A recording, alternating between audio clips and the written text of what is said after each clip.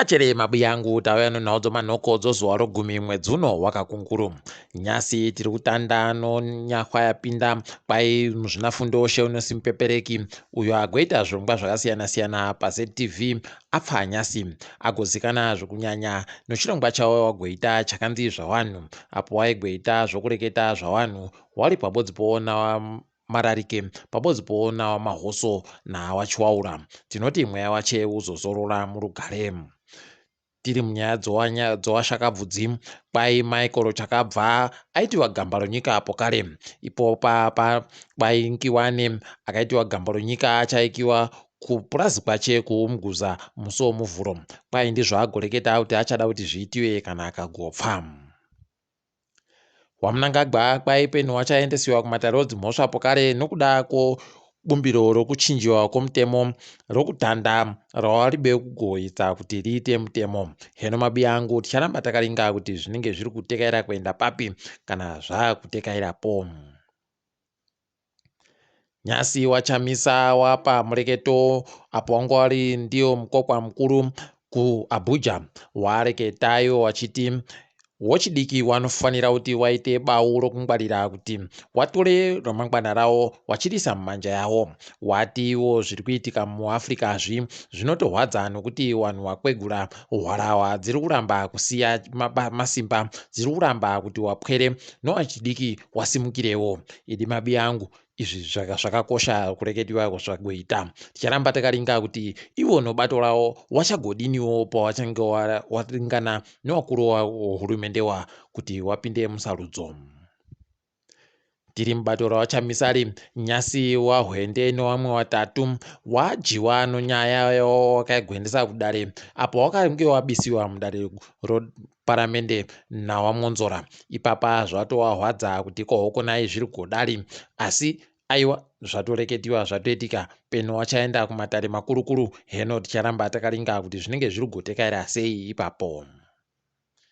Nyasi Hopewell Chin'ono atukiwa nowamwe wanhu apo anga ari kunzi ari kutekaidza nhau dzomanyepo kwai naHopewell akaburitsa nozuro nanyasi pokare achiti imwe mishonga iri kurwisa dzihwa mupengo yokubva kuChina miChiBuja iri kuseenza asi ipapa zvinhu zvacho agoratadza kuziva kuti aiwa paribe mushonga unonzi uyu ndio chamangwiza unoziva kuita zvese zvinofanira kuti zviitiwe asi kuti unonge uchibatsiridza kuti wanhu wararame. Ipapa wanhu wazhinji kwai wabva watoramba kutora mushonga iyu nokutoti wamwe wakutosaya kuziva kuti wachagoita zvokudini. Idi mabi yangu aiwa enda henyu kotora mushonga musagotetekere zvaanenge achireketa iyo zvokuti wanhu wareke kugotora mushonga iye akatora mushonga mubodziyo. Idi mabi yangu aiwa anonzeve ngazvingwire egani. Kwai hurumende yagoendesa Masoja kuti aende kodzinga mapostori kwaMarange ariko kwaMarange uku. Kwai ipapa mapostori heno agoshireketa kuti wanhu waMasoja wareke kugoita zvawanga watumiwa. Kwai Masoja yakutonyepiwa zvokuita noMapostori Idi mabi yangu pariba agoziva kuti zvinombotekaira sei nokutoti wamwe wawo wakutonzi Penhu wakutotenderera njere kana kuti wandoita kunge matununu kudare. Idi mabi yangu aiwa ticharamba takaringa kuti zvinoendera kupi. Wamwe wadoka wari kubvunzana kuti kohokonai Masoja wenyika yedu ari kugoita zvokupinda mumabhizimusi. Ipapa pariba agoziva kuti mari dzawanogoita mumabhizimusi yawo dzinogoendesiwepi, dzinodyiwa nani, dzinotorwa nani kana kuti dzinorekodhiwa kupi. Pariba agozviziva asi wakuru wehurumende pawabvunziwa waribe kana kupindurawo pokare. Ticharamba takaringa kuti wanenge wachidini kana tanyepiwa aiwa ndimi munotanda kuzvinzwa mabi yangu semazuva ese. Tiringe dziri kuitika kumitambo kwai Nyasi Zimbabwe yatamba mutambo wayo kiriketi wemazuva 5 riri zuva rochina. Mangwana waringana nokukandirwa mabhora anosvika 540 apo wari kuda mumhanyo inosvika 331. Heno kana wakazvikunda izvi mabi yangu asi pano nyaya chaipo. Tiringe dziri kuitika pasi rese. usiku hwanozoroyu kusvika nyasi kwakaita dzimotika huru dzomagonyeti dzinosvika 25 dzakapisiwa nomwoto kuKZN. Zviri kutorwadza kuti muSouth Africa muri kuita vanhu vari kuita zvakadari wachida kuti wazuma wabuditsiwe. Idi mabi yangu heno kuti zvichagoperera poi, ticharamba takaringa kuti wakuru wenyikayo wachagoita zvokudini kuti zvireke kugoramba zvienderera mberi izvi.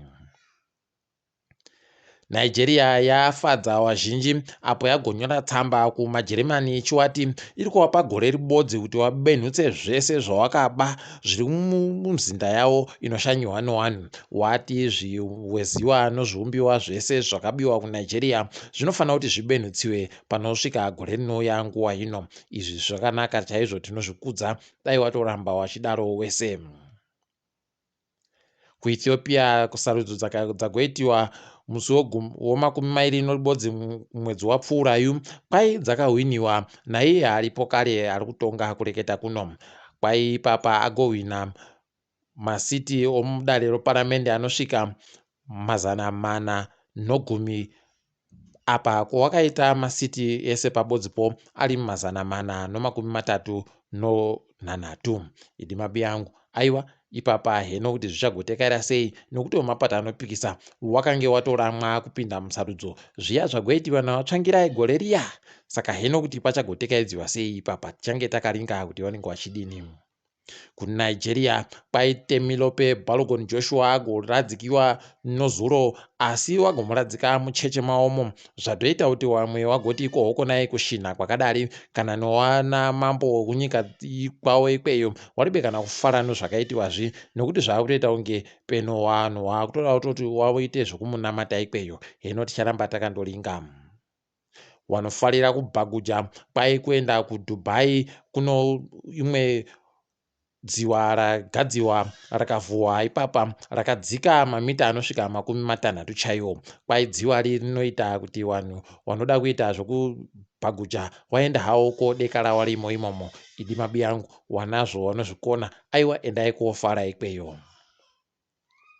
Tichiringa dzomutambo, Copa America iri kutambiwa nyasi mutambo wayo kugumisira pari kutamba Argentina yaMessi noBrazil. Ticharamba takaringa kuti zvinenge zviri kutekaira sei, anenge akunda aiwa tinondomuti makorokoto. Ipapa tichagoziva ba kuti wachazviita sei nyasi, asi ticharamba takaringa tichishivira kuti vamwe vanofara nyasi, asi toziva kuti vamwe aiwa vachatorara noshangu chaidzo mumagumbezi.